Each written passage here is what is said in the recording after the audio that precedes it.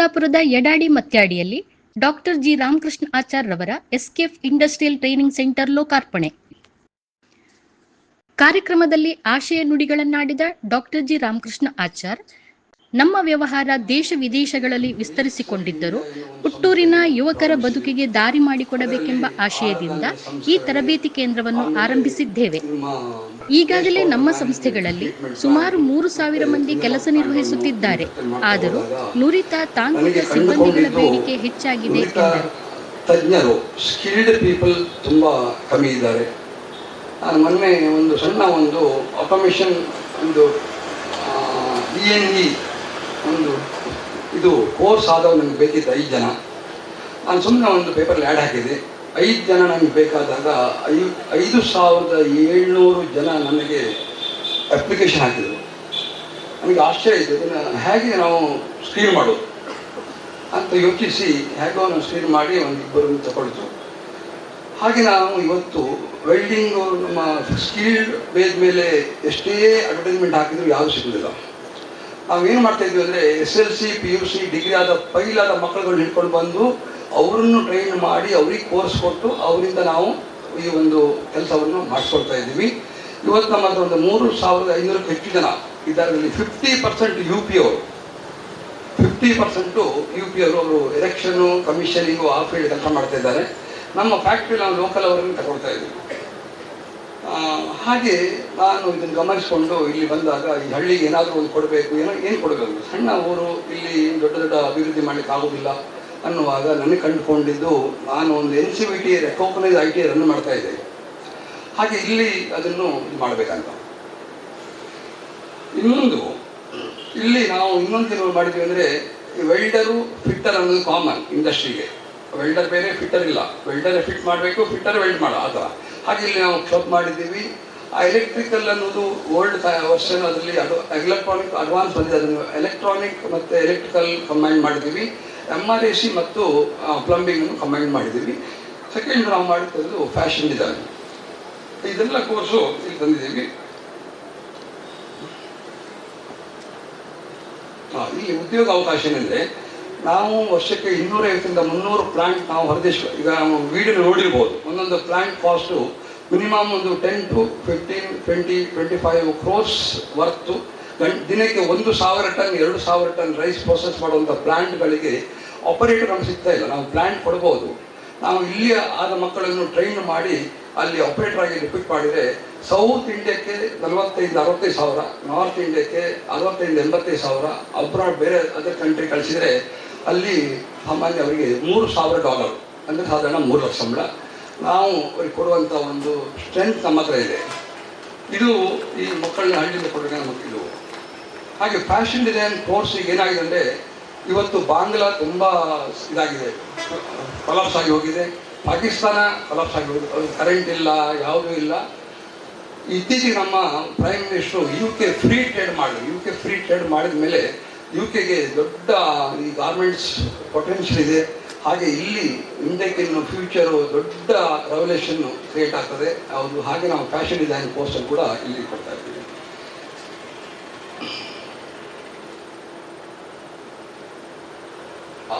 ಇನ್ನೊಂದು, ನಮ್ಮ ದೇಶದ ಪ್ರೈಮ್ ಮಿನಿಸ್ಟ್ರು ನಮ್ಮಲ್ಲಿ ಇದು ಯುತ್ಗಳಿದ್ದಾರೆ, ಬೇಕಷ್ಟು ನಮ್ಮ ಪಾಪ್ಯುಲೇಷನ್ ಜಾಸ್ತಿ ಅಂತ ಹೇಳ್ತಾ ಇದ್ದೀವಿ, ನಾವು ಬಡ ದೇಶ ಹೇಳ್ತಾ ಇದ್ದೀವಿ.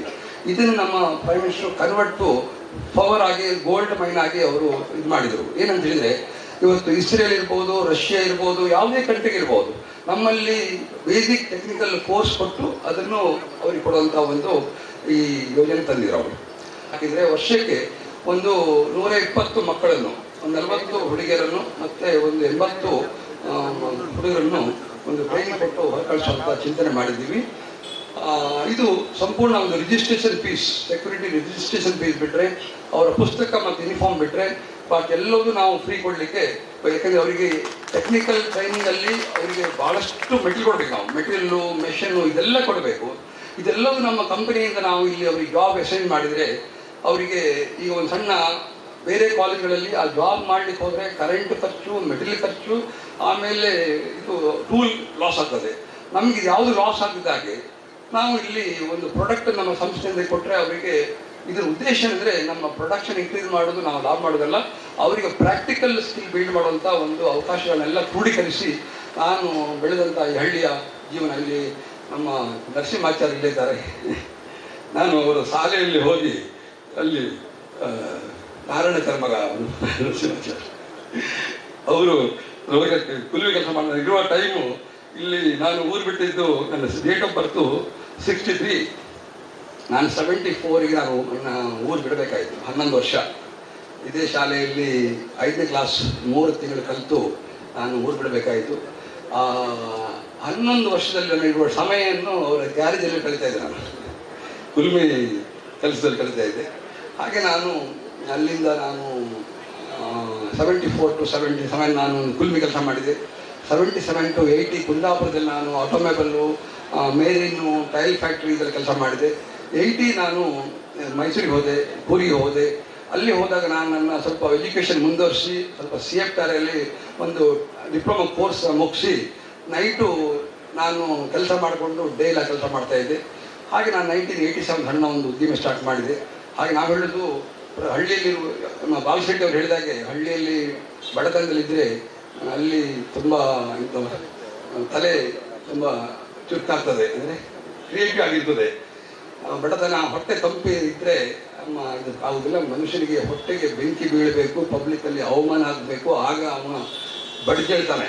ಅವನು ಬಡ್ಡಿ ತೆಬ್ಬಿಸಿದ್ರೆ ಎಲ್ಲರೂ ಬದಲಾಗ್ತಾರೆ. ಹಾಗೆ ನಾನು ಸಣ್ಣ ಪ್ರಯೋಗ ಮಾಡಿದ್ದೀನಿ. ನನಗೆ ನಿಮ್ಮೆಲ್ಲರ ಸಹಕಾರ ಬೇಕು. ಮತ್ತು ನನ್ನ ಇವತ್ತಿಲ್ಲಿ ಬಂದೆಲ್ಲ ಗೆಸ್ಟು ನಮ್ಮ ಒಂದು ಫ್ಯಾಮಿಲಿ ಮೆಂಬರ್ ಆಗಿ ನಾವು ಅವ್ರು ಕರೆದಿದ್ದೀವಿ. ಅವರೆಲ್ಲ ನನ್ನ ಆತ್ಮೀಯತೆಗೆ ಇಲ್ಲಿ ಬಂದಿದ್ದಾರೆ. ಅವರೆಲ್ಲರಿಗೂ ಒಂದಿಷ್ಟ ರಿಲೇಟ್ ಮಾಡ್ಬೋದು.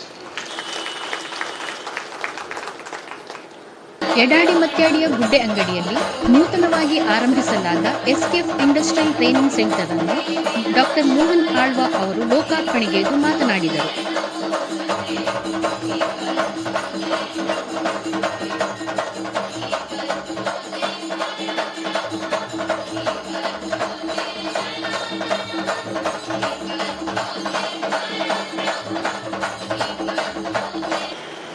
ಮೂಡಿಬಿದ್ರೆ ಬಂದು ಅವರ ಸಣ್ಣ ಒಂದು ಶಾಪನ್ನು ಅವರು ಬಂದಲ್ಲಿ ಪ್ರಾರಂಭ ಮಾಡಿದ್ದು ನಮಗೆ ಸರಿ ಗೊತ್ತಿದೆ. 1,000 ರೂಪಾಯಿ ಬಾಡಿಗೆಯ ಒಂದು ಇದನ್ನು ಪಡೆದುಕೊಂಡು ದಿನಾ ಸಂಜೆ ಬಂದು ನನ್ನ ಕ್ಲಿನಿಕ್ನಲ್ಲಿ ನಾನು ನನ್ನ ಕೆಲಸ ಮುಗಿಯುವ ಸಮಯದಲ್ಲಿ ಬಂದು ಅವರು ನನ್ನೊಟ್ಟಿಗೆ ಕೂತ್ಕೊಳ್ಳೋದು, ನಾವು ದಿನನಿತ್ಯ ಬೇರೆ ಬೇರೆ ರೀತಿಯಲ್ಲಿ ಚರ್ಚೆ ಮಾಡೋದು, ಇದೆಲ್ಲ ಮಾಮೂಲಾಗಿ ಹೋಗಿತ್ತು. ಆಮೇಲೆ ಮುಂದೆ ಒಂದೊಂದೇ ಅಂತಸ್ತನ್ನು ಅವರು ಮಾಡ್ತಾ ಮಾಡ್ತಾ ಮಾಡ್ತಾ ಮೂಡುಬಿದಿರೆಗೆ ಹೋದರು. ಬಹಳ ದೊಡ್ಡ ಹೋರಾಟ ಮನೋಭಾವದವರು, ಬಹಳಷ್ಟು ಸೃಜನ ಶಕ್ತಿ ಇದ್ದವರು, ಕ್ರಿಯೇಟಿವಿಟಿ ಇದ್ದವರು. 87ರಲ್ಲಿ ಕಾಲಿಕಾಂಬ ಆಟೋ ವರ್ಕ್ಸ್ ಎಂಬುದು ಒಂದು ಪ್ರಾರಂಭ ಮಾಡಿದ ಅವರು. 1990ರಲ್ಲಿ ಕಾಲಿಕಾಂಬ ಇಂಡಸ್ಟ್ರಿಯನ್ನು ನನ್ನ ಆಸ್ಪತ್ರೆ ಪಕ್ಕದಲ್ಲೇ ಒಂದು 10 ಸೆನ್ಸ್ ಜಾಗವನ್ನು ತೆಗೆದುಕೊಂಡು ಕಾಲಿಕಾಂಬ ಇಂಡಸ್ಟ್ರಿಯನ್ನು ಮಾಡಿದರು. 1991ರಲ್ಲಿ ಎಸ್ಕೇಪ್ ಇಂಡಸ್ಟ್ರಿಯನ್ನು ಕರ್ನಾಟಕದಲ್ಲಿ ಅವರು ಮಾಡಿದ್ದು ಮಾತ್ರ ಅಲ್ಲ, ಅದು ಕೇವಲ ದಕ್ಷಿಣ ಕನ್ನಡಿಗೆ ಸೀಮಿತವಾಗದೆ ರಾಜ್ಯಕ್ಕೆ ವಿಸ್ತರಿಸಿ, ದೇಶಕ್ಕೂ ವಿಸ್ತರಿಸಿ, ಪ್ರದೇಶಕ್ಕೂ ವಿಸ್ತರಿಸಿ ಇವತ್ತು 21 ಪ್ರದೇಶಗಳಲ್ಲಿ ತನ್ನ ವಹಿವಾಟನ್ನು ಮಾಡಿಕೊಂಡು ಬರೀ ಕೈಯಲ್ಲಿ ಬಂದಂತಹ ವ್ಯಕ್ತಿ ಇವತ್ತು ಒಂದು ವಾರ್ಷಿಕವಾಗಿ 400 ಕೋಟಿಯ ವಹಿವಾಟನ್ನು ಮಾಡೋದು ನನಗಂತೂ ಬಹಳ ಸಂತೋಷವನ್ನು ಕೊಟ್ಟಿದೆ. ಇವತ್ತು ಅವರು ಇಡೀ ಒಂದು ಫ್ಯಾಕ್ಟ್ರಿಗಳಲ್ಲೂ ಕೂಡ ಬಹಳ ಪ್ರಮುಖವಂತಹ 3 ರೈಸ್ ಮಿಲ್ ಪ್ಲ್ಯಾಂಟು, ಆಮೇಲೆ ಸೀವೇಜ್ ಟ್ರೀಟ್ಮೆಂಟ್ ಪ್ಲ್ಯಾಂಟು ಮತ್ತು ಮಿನರಲ್ ವಾಟರ್ ಪ್ಯೂರಿಫೈ ವಾಟರನ್ನು ಕೊಡುವಂಥ ಪ್ಲ್ಯಾಂಟನ್ನು ಮಾಡಿದ್ದು ಮಾತ್ರ ಅಲ್ಲದೆ ಇವತ್ತು ಬಹಳಷ್ಟು ನಮ್ಮ ರಾಜ್ಯದಲ್ಲಿ ಗುರುತಿಸಲು ಕೊಟ್ಟಿದ್ದಾರೆ. ಅವರ ಅವರು ಎಷ್ಟು ಏರುಪೇರನ್ನು ಕಂಡೆವು, ಎಷ್ಟು ಸುಖ ದುಃಖವನ್ನು ಕಂಡೆವು. ಆದರೆ ನಮ್ಮ ಹೋರಾಟ ಮನೋಭಾವ ಮಾತ್ರ ನಾವು ಮಾಡಿಕೊಂಡು ಬಂದಿದ್ದರಿಂದ ಈ ಸ್ಥಿತಿಗತಿಗೆ ಬಂತು. ನನಗೆ ಅವರಲ್ಲಿ ಬಹಳ ಸಂತೋಷ ಅಂತ ಕೇಳಿದ್ರೆ, ನನ್ನ ಹಾಗೆ ನಾವು ಹೇಗೆ ಎಲ್ಲಿಂದ ಪ್ರಾರಂಭ ಮಾಡಿದೆವು, ಎಲ್ಲಿಗೆ ಹೋಗಿ ಮುಟ್ಟಿದ್ದೇವೆ, ಪ್ರತಿಯೊಂದು ಏಣಿಯ ಮೆಟ್ಟಲು ಕೂಡ ನಮಗೆ ಸ್ಪಷ್ಟವಾಗಿ ಗೊತ್ತಿದೆ. ನಮಗೆ ಯಾರೆಲ್ಲ ಸಹಕಾರ ಮಾಡಿದ್ದಾರೆ, ಯಾರೆಲ್ಲ ನಮ್ಮೊಟ್ಟಿಗೆ ಇದ್ದಾರೆ, ಏನು ನಮ್ಮ ಬದುಕಿನಲ್ಲಿ ತಿರುವು ಕೊಟ್ಟಿದ್ದಾರೆ ಎಂಬುದರ ಬಗ್ಗೆ ನಮಗೆ ಸ್ಪಷ್ಟ ನೆನಪಿದೆ ಮತ್ತು ಅದನ್ನು ಮರೆತುಕೊಳ್ಳುವಂಥ ಪ್ರಶ್ನೆ ಇಲ್ಲ. ಇದು ರಾಮಕೃಷ್ಣ ಆಚಾರ್ಯವರಲ್ಲಿದ್ದಂಥ ವಿಶೇಷವಾದಂಥ ಒಂದು ಮನೋಧರ್ಮ. ಅವರು ಇವತ್ತಿಗೂ ಕೂಡ ತನ್ನ 2 ಮಕ್ಕಳನ್ನು ಇಟ್ಕೊಂಡು ಸೊಸೆಯನ್ನು ಇಟ್ಕೊಂಡು ಬೇರೆ ಬೇರೆ ರೀತಿಯ ಕೆಲಸಗಳನ್ನು ಅವರು ಮಾಡ್ತಾ ಹೋಗುವುದನ್ನು ಈಗಂತೂ ಒಂದು ಗೋದಾಮು ಎಂಬ ಕಾಲದಲ್ಲಿ ಬೇರೆ ಬೇರೆ ರೀತಿಯ ಪರಿವರ್ತನೆ ಮಾಡ್ತಾ ಅವರಲ್ಲೇ ಒಂದು ಬೇರೆ ಬೇರೆ ಉನ್ನತೀಕರಣವನ್ನು ಮಾಡಿಕೊಂಡು ಹೋದಾಗಲೂ ಕೂಡ ಒಂದು ಸಮಾಜದ ಪರಿಕಲ್ಪನೆಯನ್ನು ಬಿಟ್ಟವರೇ ಅಲ್ಲ.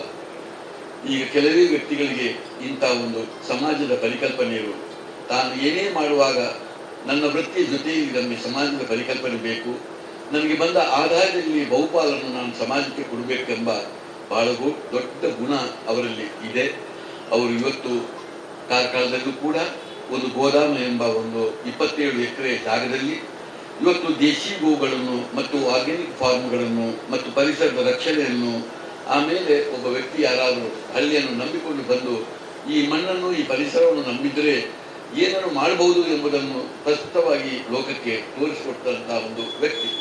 ಅವರ ಬದುಕೇ ಒಂದು ರೀತಿಯಲ್ಲಿ ನಾವೊಂದು ಯಾರಾದರೂ PhD ಮಾಡುವುದಾದರೆ ರಾಮಕೃಷ್ಣಾಚಾರ್ಯರ ಒಂದು ಬದುಕನ್ನೇ ತೆಗೆದುಕೊಂಡು ಇವತ್ತು PhD ಮಾಡುವಂಥ ಒಬ್ಬ ವ್ಯಕ್ತಿ ಅವರು. ಅದಕ್ಕಾಗಿ ಮಂಗಳೂರು ಯೂನಿವರ್ಸಿಟಿ ಅವರಿಗೆ ಇವತ್ತು ಗೌರವ ಡಾಕ್ಟರೇಟ್ ಕೊಟ್ಟದ್ದು ಅದಕ್ಕಾಗಿ. ಅಂತ ರಾಮಕೃಷ್ಣ ಆಚಾರ್ಯವರು ತನ್ನ ಹುಟ್ಟೂರು, ಯಾಕೆಂದರೆ ನಮಗೆಲ್ಲರಿಗೂ ಕೂಡ ನಮಗೊಂದು ನಮ್ಮ ಹುಟ್ಟೂರಿನ ನೆನಪಿದೆ. ಎಲ್ಲರಿಗೂ ಆಗಬೇಕು ಅಂತಿಲ್ಲ, ಇಂಥ ಕೆಲವರಿಗೆ, ಈಗ ನನಗೂ ಇದೆ, ಅವರಿಗಿದೆ. ನಮ್ಮ ಹುಟ್ಟೂರು ಅಂತ ಹೇಳಿದ್ರೆ ನಮಗೊಂದು ಋಣ ಇದೆ. ಈ ಋಣಕ್ಕೆ ಬೇಕಾಗಿ ಅವರು ಇವತ್ತು ಇಂಥ ಜಾಗವನ್ನು, ಗುಡ್ಡೆ ಅಂಗಡಿ ಜಾಗವನ್ನು ಹುಡುಕಿ ಇಲ್ಲಿ ಅವರು ಕಲಿತಂಥ ಶಾಲೆಯನ್ನು ಗುರುತಿಸಿಕೊಂಡು ಅದಕ್ಕೂ ಆಗಾಗ ಯಾವ ಅಗತ್ಯ ಇದೆ ಎಂಬುದನ್ನು ಗಮನಿಸ್ತಾ ಈ ಊರಿನಲ್ಲಿ ಇವತ್ತು SKF ಎಂಬ ಒಂದು ಇಂಡಸ್ಟ್ರಿ, ಇದು ಬಹಳ ಮುಖ್ಯವಾಗಿ ಸ್ಕಿಲ್ ಓರಿಯೆಂಟೆಡ್ ಇವತ್ತು ಮಾಡ್ತಾ ಇದೆ. ಸೊ ಅದೇ ರೀತಿ ಈ 18 ಕಂಟ್ರಿಗೆ ಎಕ್ಸ್ಪೋರ್ಟ್ ಮಾಡ್ತಾ ಅವರು ಊರಿಗೋಸ್ಕರ ಏನು ಕೊಡುಗೆ ಕೊಡ್ಬೋದು ಅಂತೇಳಿ ಯೋಚನೆ ಮಾಡ್ತಿದ್ರು. ಅದೇ ರೀತಿ ಅವ್ರ ಮೈಂಡ್ಸ್ ಅಲ್ಲಿ ಕಲ್ಪನೆ ಇತ್ತು ಏನಂತೇಳಿ, ನಾನು ಇಂಡಸ್ಟ್ರಿಯಲ್ ಟ್ರೈನಿಂಗ್ ಸೆಂಟರ್ ಓಪನ್ ಮಾಡಬೇಕು, ಸ್ಕಿಲ್ ಕೊಡಬೇಕು ಜನರಿಗೆ ಅಂತೇಳಿ. ಸೊ ಅದೇ ಒಂದು ಕಲ್ಪನೆ ಒಟ್ಟಿಗೆ ತಮ್ಮ ಊರಿನಲ್ಲಿ ಏನು ಹುಟ್ಟು ಬೆಳೆದ ಊರಲ್ಲಿ ಒಂದು ಸ್ಥಾಪಿಸಿದ್ದಾರೆ. ಸೊ ಇದೆಲ್ಲ ಗುಡ್ಡೆಂಗಡಿ ಜನರಿಗೆ ಹಾಗೂ ಎಲ್ಲರಿಗೂ ಒಂದು ಅದ್ಭುತವಾದ ಆಪರ್ಚುನಿಟಿ ಅಂತ ಹೇಳಿಕ್ಕೆ ಇಷ್ಟಪಡ್ತೇನೆ. ಇದು ಯಾಕೆ ಅಂತ ಹೇಳಿದ್ರೆ 3 ರೀಸನ್. ಫಸ್ಟ್ ಏನಂತ ಹೇಳಿದ್ರೆ, ನಾವು SKF elixir India private limited ಅಲ್ಲಿ ಸೊ ನಾವು 3 ಪ್ರಾಡಕ್ಟ್ ಉಂಟು. ಒಂದು ರೈಸ್ ಡಿವಿಷನ್, ಒಂದು ಗ್ರೀನ್ ಇನ್ನೊಂದು ವಾಟರ್ ಡಿವಿಷನ್ ಮತ್ತು ಇನ್ನೊಂದು waste water treatment plant. So ಈ 3 ಡಿವಿಷನ್ ಅಲ್ಲಿ, ರೈಸ್ ಡಿವಿಷನ್ ಅಲ್ಲಿ ವರ್ಷಕ್ಕೆ 350ರಿಂದ 400 ಪ್ರಾಜೆಕ್ಟ್ಸ್ ಅನ್ನು ಇನ್ಸ್ಟಾಲೇಷನ್ ಮಾಡ್ತೇವೆ. ಈ ಒಂದು 350ರಿಂದ 400 ಪ್ರಾಜೆಕ್ಟ್ಸ್ ಅಲ್ಲಿ ಅಟ್ಲೀಸ್ಟ್ 30% ಪ್ರಾಜೆಕ್ಟ್ಸ್ಗೆ automations, SCADA systems, IoT, SCADA ಇಂತೆಲ್ಲ ಸಿಸ್ಟಮ್ಸ್ ನ ಕೇಳ್ತಿದ್ದಾರೆ. ಯಾಕಂದ್ರೆ ಈ ಜನರೇಷನ್ ಅಂತ ಆಟೋಮೇಷನ್ ಸೈಡ್ಗೆ ಹೋಗ್ತಾ ಉಂಟು. ಸೊ ಡಾಟಾ ಕಲೆಕ್ಷನ್ ಅಲ್ಲಿ, ಸೊ ಅಂಥದ್ರಲ್ಲಿ ನಮ್ಮ ಈ ಡಾಟಾ ಸೆಂಟರ್ಸ್ ಹೇಗೆ ಮಾಡಬೇಕು, ಇದಕ್ಕೆ ಏನು ಸಪೋರ್ಟ್ ಮಾಡಬೇಕು, ಸೊ ಅಂತೇಳಿ ನಾವು ಆಲ್ರೆಡಿ ಈಗ ರೈಸ್ ಡೀಲರ್ಸ್ ಆಪರ್ಚುನಿಟಿ ಕೇಳ್ತಿದ್ದಾರೆ, ನಮಗೆ ಆಪರೇಟರ್ ಬೇಕು, ಸ್ಕಿಲ್ಡ್ ಟ್ರೈನರ್ಸ್ ಬೇಕಂತೇಳಿ. ಸೊ ಆಲ್ರೆಡಿ ಅವರು ಈಗ ಏನಂತ ಹೇಳಿದ್ರೆ, ಅವ್ರಿಗೆ ನಾನು 45,000 ಕೊಡ್ತೇನೆ, ನಂಗೆ ಟೆಕ್ನಿಷಿಯನ್ ಕೊಡಿ, ನನಗೆ ಸ್ಕಿಲ್ಡ್ ಟೆಕ್ನಿಷಿಯನ್ಸ್ ಆಟೋಮೇಷನ್ ಇಂಜಿನಿಯರ್ ಕೊಡಿ ಅಂತೇಳಿ. ಸೊ ಹಾಗೆ 45,000ರಿಂದ 65,000 ಒಬ್ಬ ಎಕ್ಸ್ಪೋರ್ಟಿಗೆ ಹೋದ್ರೆ, ನಾವು ನೈಜೀರಿಯಾ ಅಥವಾ ಆಫ್ರಿಕನ್ ಕಂಟ್ರಿಗೆ ಹೋದ್ರೆ ಆಲ್ಮೋಸ್ಟ್ 2ರಿಂದ 3 ಲಕ್ಷ ಸ್ಯಾಲ್ರಿ ಸಿಗ್ತವೆ ಮಂತ್ಲಿಗೆ. ಆಲ್ರೆಡಿ ನಮ್ಮ ಕಂಪನಿಯಿಂದ ಮಿಸ್ಟರ್ ತಫ್ಸೀಲ್ ಅಂತ ಇದ್ದಾನೆ. ಸೊ ಅವ್ನು ಆಫ್ರಿಕಾಕ್ಕೆ ಹೋಗಿ ಇವತ್ತು 1.5 ಲಕ್ಷ ಸಂಪಾದನೆ ಮಾಡ್ತಿದ್ದಾರೆ ತಿಂಗಳಿಗೆ.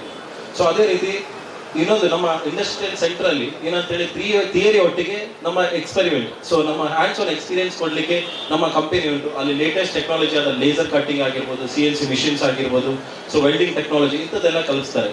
ಸೊ ಅವರಿಗೆ ಇಂಥದ್ದೊಂದು ಆಪರ್ಚುನಿಟಿ, ಥಿಯರಿ ಒಟ್ಟಿಗೆ ಹ್ಯಾಂಡ್ಸ್ ಆನ್ ಎಕ್ಸ್ಪೀರಿಯನ್ಸ್ ಸಿಗೋದು ಒಂದು ಅದ್ಭುತ ಆಪರ್ಚುನಿಟಿ ಅಂತ ಹೇಳಿ ಇಷ್ಟು ಮಾಡೋದು. 2ನೇ ಪಾಯಿಂಟ್ ಅಂತ ಹೇಳಿದ್ರೆ ಇವತ್ತು artificial intelligence technologies. So artificial intelligence technology ಬಂದಾದ ಮೇಲೆ ಲಾಟ್ ಆಫ್ ಆಫಿಷಿಯಲ್ ಜಾಬ್ ಅದೆಲ್ಲ ಜಾಬ್ಸ್ ಹೋಗ್ತಾ ಉಂಟು. ವೆರಸ್ ಸ್ಕಿಲ್ ಯಾರ ಹತ್ರ ಉಂಟು ಅವರು ಮಾತ್ರ ರಿಟರ್ನ್ ಆಗ್ತಿದ್ದಾರೆ.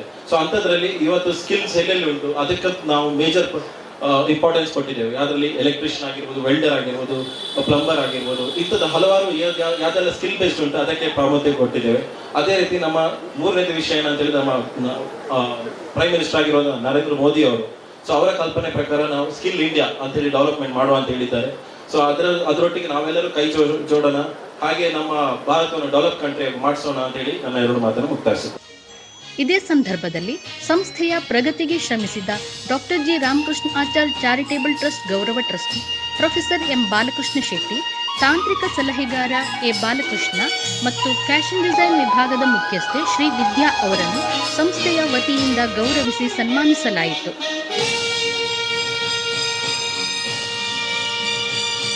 ಶುಭ ಹಾರೈಸ್ತಾ ಈ ಸಂಸ್ಥೆಗೆ ಜೊತೆ ನಿಂತಿದ್ದಾರೆ ಅನ್ನೋದೇ ನಮ್ಮೆಲ್ಲರಿಗೂ ಸಂತಸದ ಸಂಗತಿ.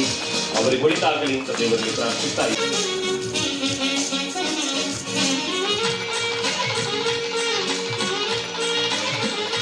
ಇನ್ಫ್ರಾಸ್ಟ್ರಕ್ಚರ್ ಅಂಗವಾಗಿ ನಮ್ಮ ಜೊತೆ ಇರುವಂತಹ ಅವರನ್ನು ಅಭಿನಂದಿಸುವುದಕ್ಕೆ ಸಂತೋಷ ಪಡ್ತಾ ಇದ್ದೇನೆ. ಸಲ್ಲಿಸ್ತಾ ಈ ಗೌರವಾರ್ಪಣೆ ವೇದಿಕೆಯಲ್ಲಿ ಸಂಪನ್ನಗೊಳ್ಳುತ್ತಾ ಇದೆ.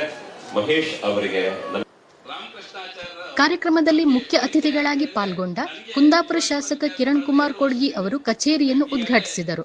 ಎಲೆಕ್ಟ್ರಿಕ್ ಮತ್ತು ಎಲೆಕ್ಟ್ರಾನಿಕ್ಸ್ ವಿಭಾಗವನ್ನು ಉದ್ಯಮಿ ಎಂ ದಿನೇಶ್ ಹೆಗ್ಡೆ ಮೊಳಹಳ್ಳಿ, ಕಂಪ್ಯೂಟರ್ ವಿಭಾಗವನ್ನು Karkala Padmagopal education trust chairman doctor Sudhakar Shetty, fashion designing ವಿಭಾಗವನ್ನು ಮಂಗಳೂರಿನ ಲೆಕ್ಕ ಪರಿಶೋಧಕ ಸಿಎ ಎಸ್ ನಾಯಕ್, ತರಗತಿ ಕೊಠಡಿಗಳನ್ನು ಮೊಳಹಳ್ಳಿ ಗ್ರಾಮ ಪಂಚಾಯತ್ ಮಾಜಿ ಅಧ್ಯಕ್ಷ ಚಂದ್ರಶೇಖರ್ ಶೆಟ್ಟಿ, ಎಂಆರ್ಎಸಿ ಮತ್ತು ಪ್ಲಂಬಿಂಗ್ ವಿಭಾಗವನ್ನು ಪ್ರಥಮ ದರ್ಜೆ ಗುತ್ತಿಗೆದಾರ ಬಿ ಅರುಣ್ ಕುಮಾರ್ ಹೆಗ್ಡೆ, ಫಿಟ್ಟಿಂಗ್ ಮತ್ತು ವೆಲ್ಡಿಂಗ್ ವಿಭಾಗವನ್ನು Sujnana education trust chairman doctor Ramesh Shetty ಉದ್ಘಾಟಿಸಿ ಶುಭ ಹಾರೈಸಿದರು.